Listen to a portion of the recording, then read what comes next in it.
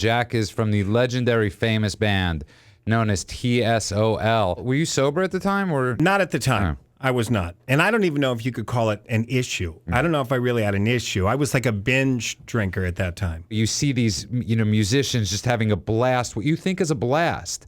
Most of them are miserable. I know for me, being sober was a drag. Yeah. I mean, I walked in to like the rooms that people go to. I walked in and said, this is it.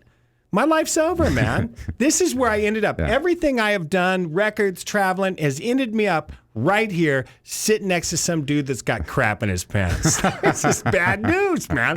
It's like I was in purgatory for years before I woke up. We drank because many times it was fun until it stopped becoming fun. You bet. But the non-fun really in the end outweighs the fun. I deal with a lot of people and they'll go, oh, I want to drink, I want to drink. And what I realize is it's because their definition of alcohol or drugs hasn't changed yet. The emotional definition. They think they're going to get relief or fun from drugs and alcohol when in reality they're not. They're going to go back to jail, crap their pants, and probably end up in an alley with their wrists slit is what's going to happen. That's best case scenario. And that never sounds good. To leave the house and then wake up the next morning, like laying in the bed and just realize, hey, I've been somewhere. And remembering you had a show but had no idea. I've seen photos of stuff when I was getting drunk, and then later I see it and I had no recollection of ever being there. I got to say, Jack, that's an amazing point, because I got to tell you, one of the greatest gifts of sobriety is going to a concert, right, and waking up in the morning and knowing where your car is, knowing where you are, knowing where your driver's license is, and remembering the show. Exactly. I went to Billy Joel a couple weeks ago. I remember the show. Yeah, that's great. I don't remember half of mine. Oh my!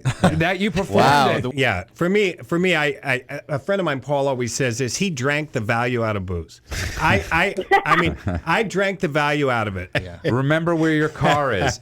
Definite spiritual awakening. Yeah. Getting my license back. Getting your license back. Being able to argue with the police. Yeah. It was one thing. Normally, I'd get pulled over, arrested. Right. And then I got pulled over and I'd go to meetings, go, I got a ticket today. I got a ticket because I had no warrants. Right. And then it was, hey, I got pulled over and I argued. If you're going to take something away from somebody, you have to give them something of equal or greater importance.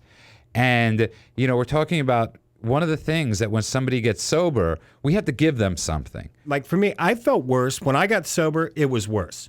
Like it was one thing that I was taking a beating, but I'd been taking a beating for years. But when all of a sudden I'm sober and now wide awake, unbearable. Unbearable. It was worse after I stopped until, like you said, something replaced it. Until that purpose, that spiritual change, that psychic change came in, whatever the hell it was. Just being sober to an addict or an alcoholic is bad news. Here's the thing. My first couple years of sobriety, I was miserable. Okay, I wasn't always fun to be around.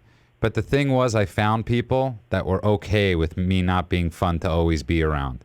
And they loved me no matter what. They loved me back to health. When I got sober, my ass got tight. I mean, it was seriously. Speaking of which. You couldn't have got wider. Yeah, I know where we're rolling into. But I got hypnotized to try to get me to loosen up a little bit, man. It's like, take it easy. But it's very true that, a lot of people, when we get sober, we become a little tight. Right.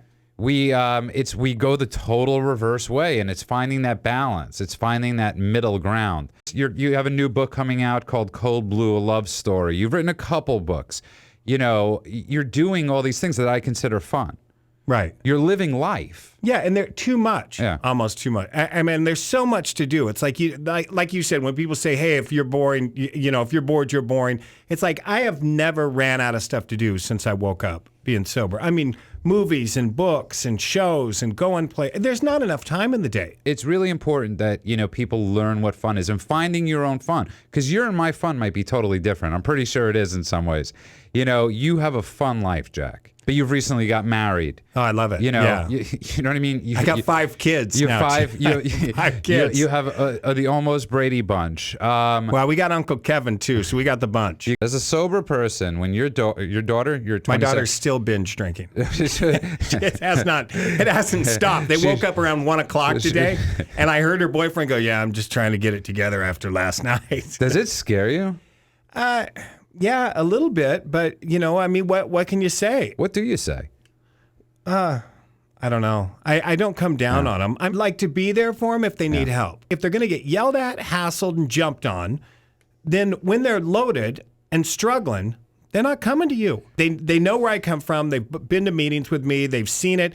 I mean, the one thing that I think they get a real taste of that a lot of parents don't get is my kids see a lot of death. My kids have seen Uncle Craig die, Uncle Jack die, Uncle Rory die. They have seen these people die, and it's a lot of deaths. Channing Tatum, very big actor, and he's huge. And he was in an article, Jack. He was in an interview. He was talking about. He said he was a functioning alcoholic. Nice. And I remember when I was drinking, I used to say, "Yeah, I'm an alcoholic," and I had no idea what I was talking about. I knew I had a problem, but I didn't know it was alcoholism.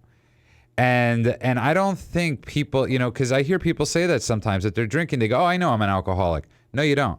Because this is my opinion, I don't think you understand what alcoholism is. It's like I get on guys all the time. You can say you're an alcoholic, but it's one thing to say it. It's another thing to believe it. Right. And I was a functioning alcoholic too. I just wasn't functioning properly. I was doing a whole bunch of functioning. I was always functioning.